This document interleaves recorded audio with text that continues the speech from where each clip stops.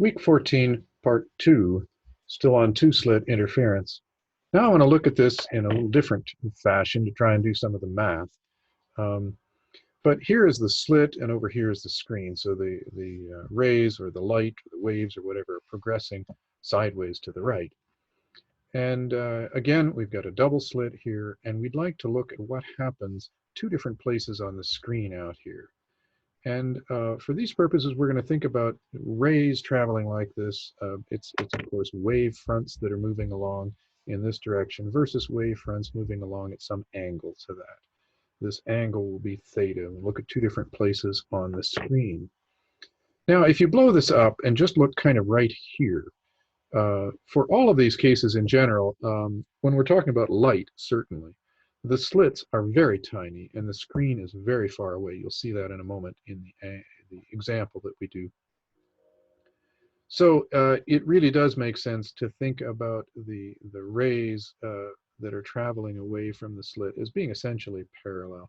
In other words, if you kind of magnify the picture of the slit here and look at rays traveling from these two, even if you imagine that they converge to one point to see what happens when these two converge and interfere way off at the screen that's out there somewhere, these rays would still be essentially parallel here because the slit is really so small compared to the distance to the screen.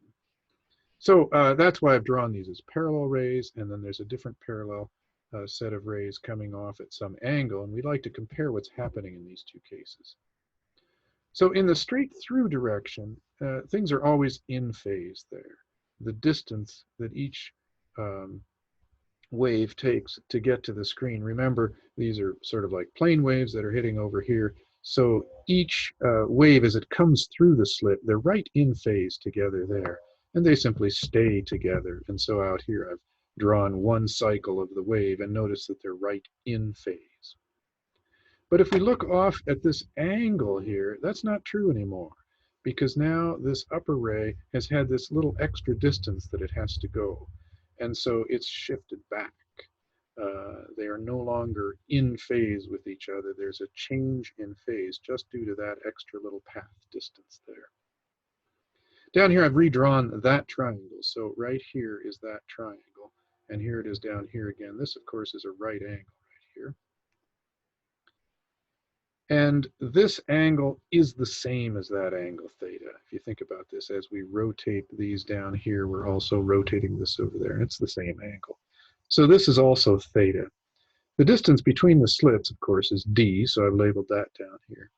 And this phase shift, the difference between these two waves down here, is going to be related to d and to theta.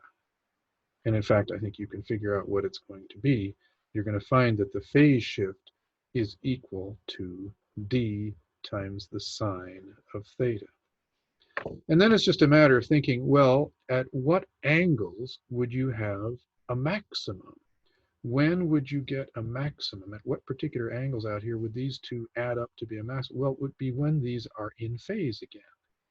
And so what you want is for d sine theta to be one wavelength, exactly one wavelength.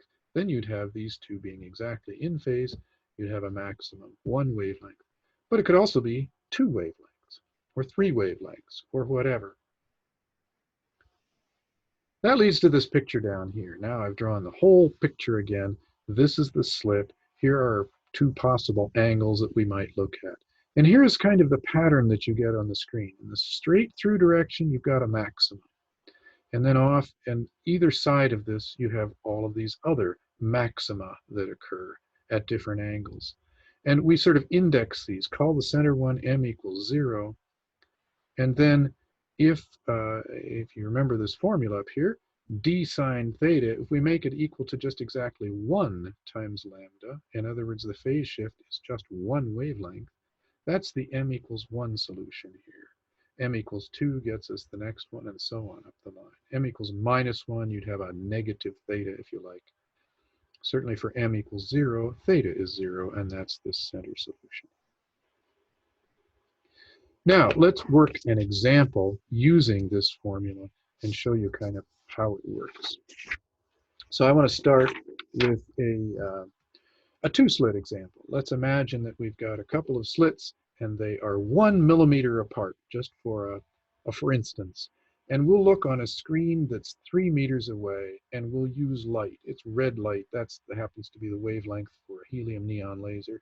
So this would be something you could pretty easily set up with a laser, and shine the laser onto this slit and go 3 meters away. It's about 10 feet away, and see what you would see over on the screen. You should see some pattern of these maxima and minima. We call those fringes, optical fringes, these bright and dark patterns.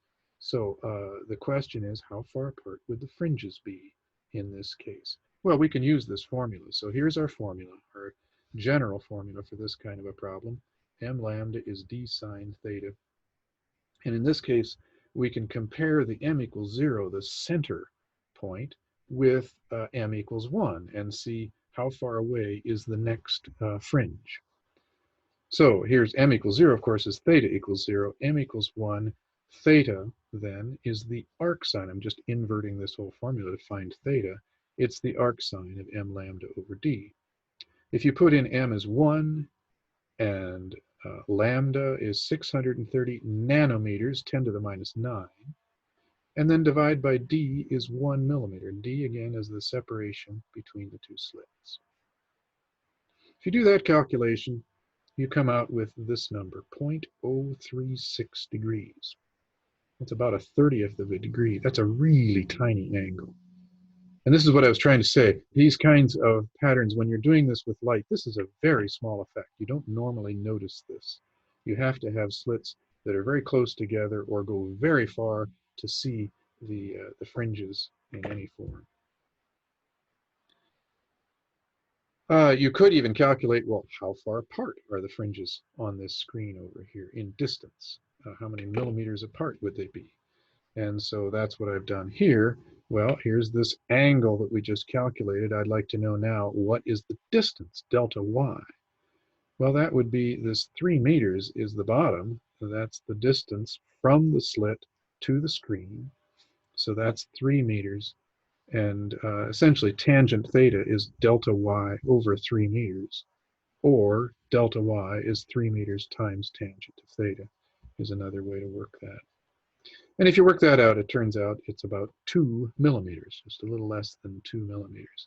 So these fringes over here are going to be very close together on the screen, 3 millimeters apart. So you'd have bright and dark fringes like this. But you see my figure is way out of scale.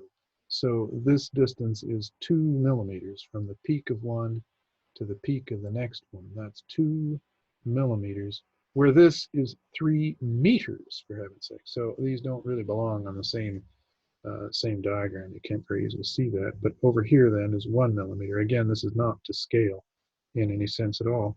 But it gives you an idea of how you can do problems like this.